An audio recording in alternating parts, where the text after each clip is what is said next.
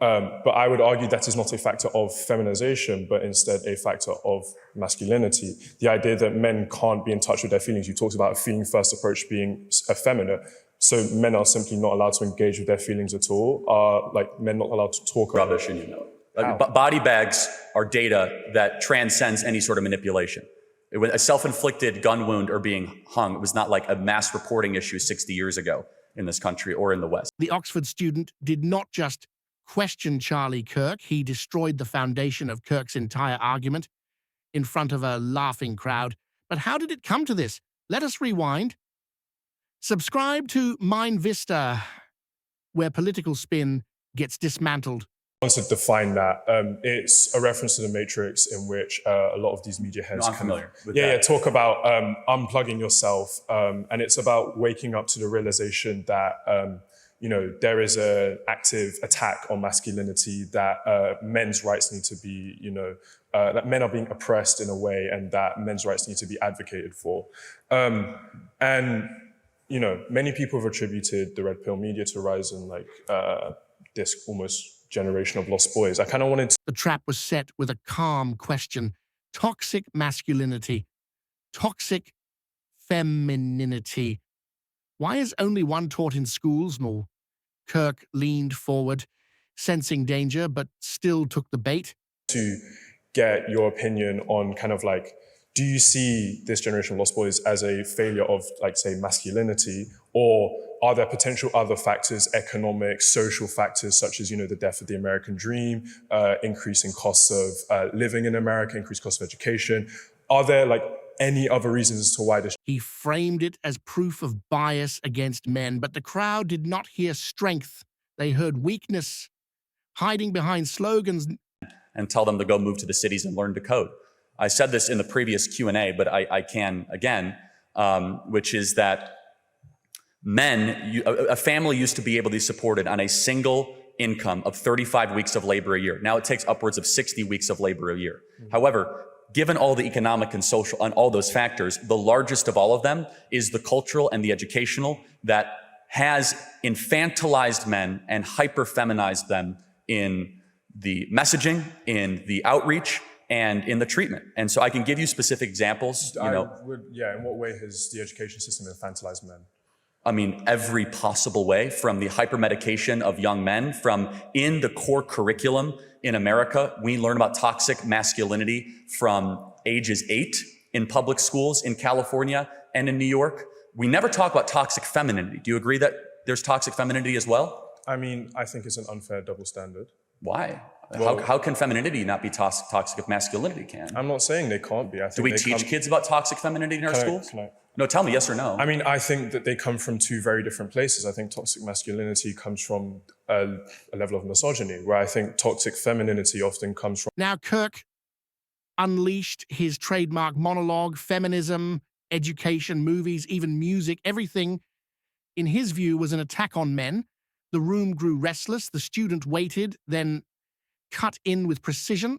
From a reaction to a misogynistic system which fundamentally oppresses and systematically oppresses women. And I'm not saying that toxic femininity is a good thing, but I'm saying it's a much more understood and valid reaction to a system of oppression versus toxic masculinity, which oppresses.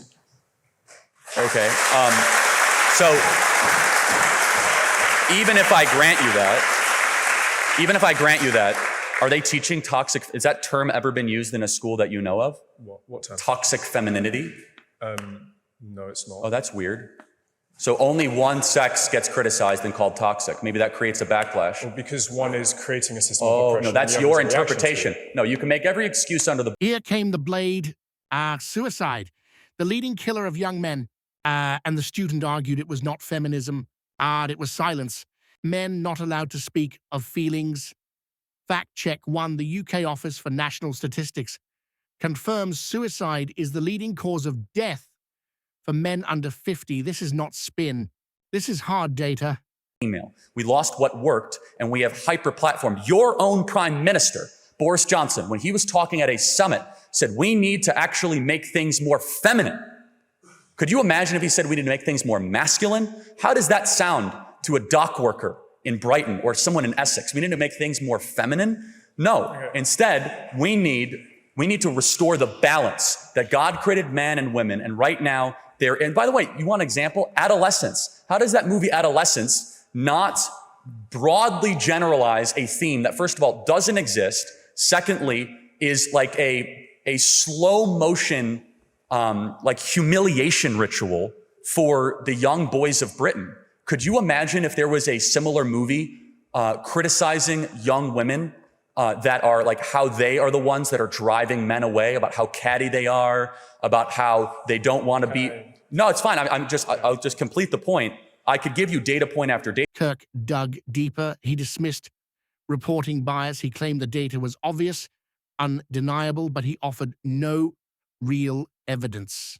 That's how a Q&A works. You ask the question and I answer. So I am the speaker. You know that's how it works. That's my turn. Thank you. Okay, so on your point about adolescence, I don't think adolescence is a generalization. We are not saying that every young boy in the UK is like this. We're not saying every young boy goes through this process. It's an example of what can happen when people fall into this kind of media.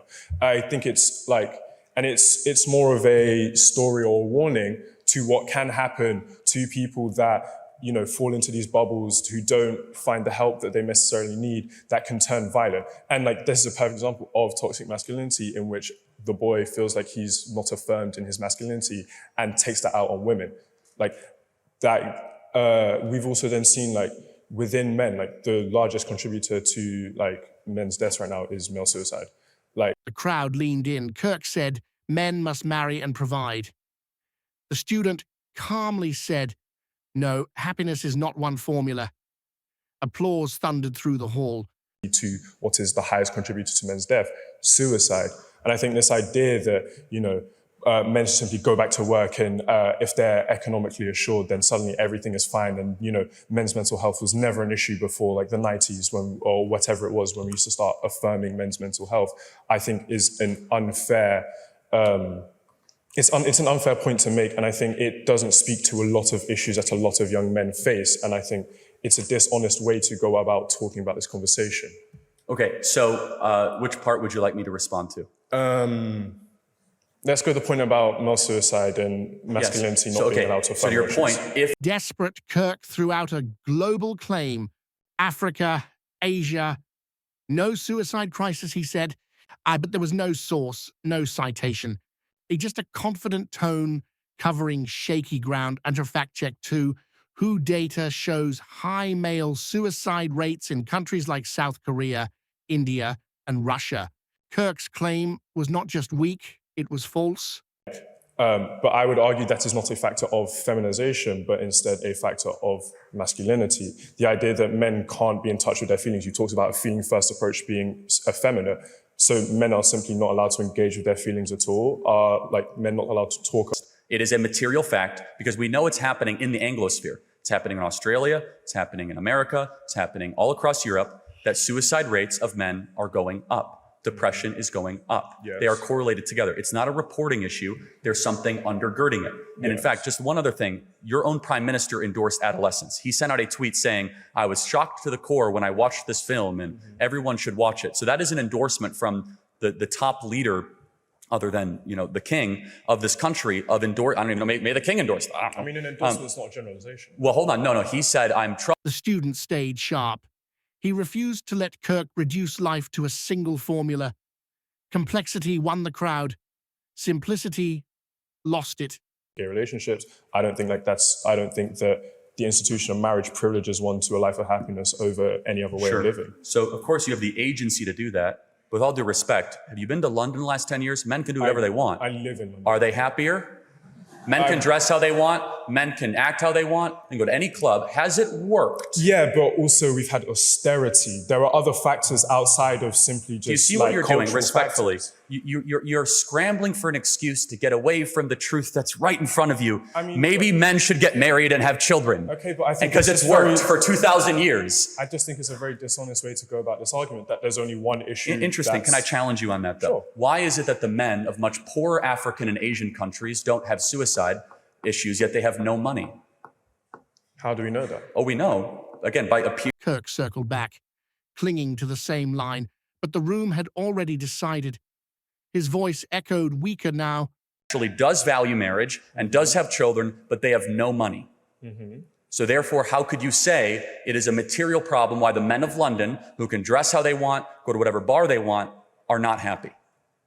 Because it's more than one reason. Like, there are multiple factors. It's not just like, it's not even just economic. There's social, there's like religious pressures. There's so many, like, you cannot boil down a societal issue to like one. And I acknowledge issue. that, right? I even at the beginning, remember, I'm saying the biggest, the one that has an exponent on it, is that we have a biological urge that God gave us when he designed us, which is to be fruitful and multiply, for men to provide for the family. And when we suppress that, and we say that you can go live whatever lifestyle you would like, as already happens in the West. We have Exhibit A, we have.